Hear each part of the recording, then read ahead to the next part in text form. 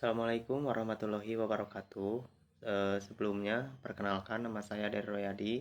Saya salah satu mahasiswa Universitas Cipasung, Tasikmalaya, Prodi Sistem Informasi dengan nomor NPM 2023 0201 003. Di sini saya akan menjelaskan terkait penerapan manajemen risiko keamanan sistem informasi menggunakan framework ISO atau IEC 27005 pada tahun 2011 dengan studi kasus 8 Bandung. Perkembangan teknologi informasi yang semakin pesat telah mendorong organisasi untuk memanfaatkan sistem informasi dalam hampir seluruh aspek operasionalnya. Informasi kini menjadi aset strategis yang memiliki nilai tinggi, sehingga harus dilindungi dari berbagai ancaman yang dapat merugikan organisasi. Penerapan teknologi informasi yang tidak disertai dengan pengelolaan risiko yang memadai berpotensi menimbulkan gangguan serius, baik dari sisi operasional, finansial, maupun reputasi organisasi. Lembaga Penerbangan dan Antariksa Nasional atau LAPAN sebagai lembaga pemerintahan non-kementerian memiliki peran penting dalam penelitian pengembangan di bidang kedirgantaraan dan antariksa.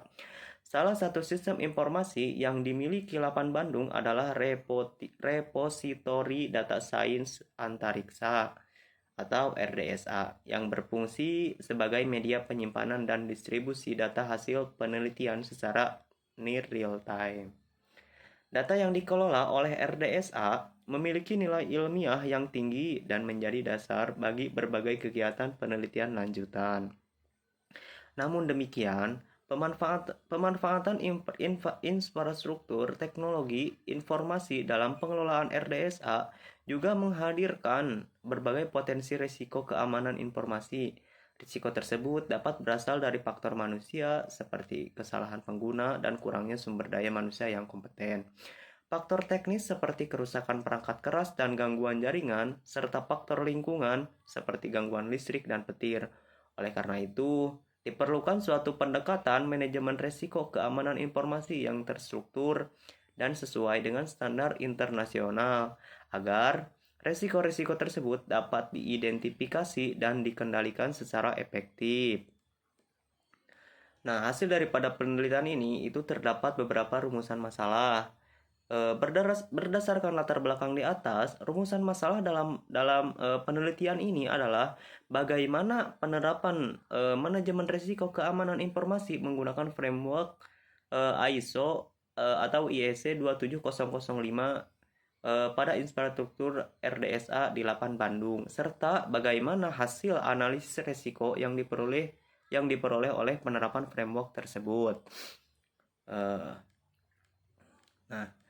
Adapun metodologi penelitian yang menjadi dasar pembahasan dalam penelitian ini menggunakan metode studi kasus dengan objek penelitian infrastruktur RDSA di LAPAN Bandung. Pendekatan yang digunakan adalah kualitatif dan semi kuantitatif. Pendekatan kualitatif digunakan untuk memahami kondisi nyata di lapangan melalui wawancara dan observasi. Sedangkan pendekatan semi kuantitatif digunakan untuk mengukur tingkat risiko dengan menggunakan matriks risiko ISO 27005. Pengumpulan data ini dilakukan melalui wawancara dengan pihak yang bertanggung jawab terhadap pengelolaan teknologi informasi, observasi langsung terhadap infrastruktur RDSA, serta penggunaan checklist untuk mengidentifikasi aset, ancaman kerentanan, dan kontrol keamanan yang telah diterapkan. Ruang lingkup penelitian difokuskan pada tahap penetapan konteks dan penilaian risiko yang meliputi identifikasi risiko, estimasi risiko, dan evaluasi risiko.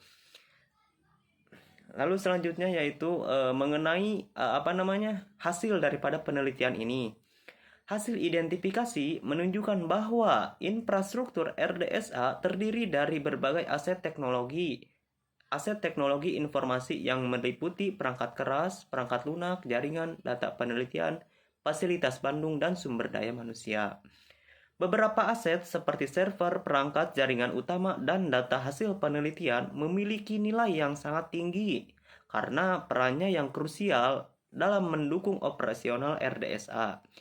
Ancaman terhadap aset-aset tersebut berasal dari berbagai sumber, antara lain gangguan pasokan listrik, kerusakan perangkat keras, kegagalan jaringan, kesalahan manusia, serta lemahnya prosedur dan tata kelola.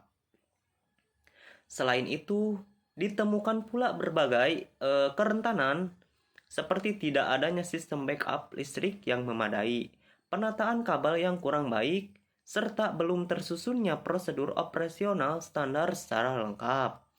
Analisis risiko dilakukan dengan mengombinasikan nilai aset, tingkat ancaman, dan tingkat kerentanan menggunakan matriks risiko ISO 27005. Hasil analisis menunjukkan bahwa risiko keamanan informasi pada infrastruktur RDSA berada pada berbagai tingkat, mulai dari risiko rendah hingga risiko tinggi. Risiko dengan kategori tinggi umumnya berkaitan dengan gangguan listrik dan kerusakan perangkat keras, yang berpotensi menyebabkan hilangnya data penelitian atau terhentinya layanan RDSA. Evaluasi risiko dilakukan dengan membandingkan nilai risiko yang diperoleh dengan kriteria penerimaan risiko yang telah ditetapkan.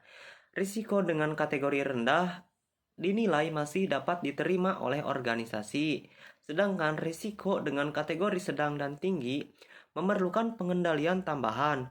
Berdasarkan hasil evaluasi tersebut, direkomendasikan berbagai pengendalian keamanan informasi seperti peningkatan perlindungan fisik perangkat, penerapan sistem backup data secara berkala, penyediaan UPS atau genset untuk mengatasi gangguan listrik, serta peningkatan kompetensi sumber daya manusia melalui melalui pelatihan keamanan sistem informasi. Nah, yang terakhir mungkin kesimpulan dari materi yang sudah saya paparkan tadi. Berdasarkan pembahasan yang sudah tadi saya jelaskan, dapat disimpulkan bahwa dapat disimpulkan bahwa penerapan framework ISO 27005 pada infrastruktur RDSA di 8 Bandung mampu memberikan gambaran yang jelas mengenai risiko keamanan informasi yang dihadapi organisasi. Pendekatan berbasis risiko memungkinkan organisasi untuk memprioritaskan pengendalian keamanan informasi sesuai dengan tingkat risiko yang ada.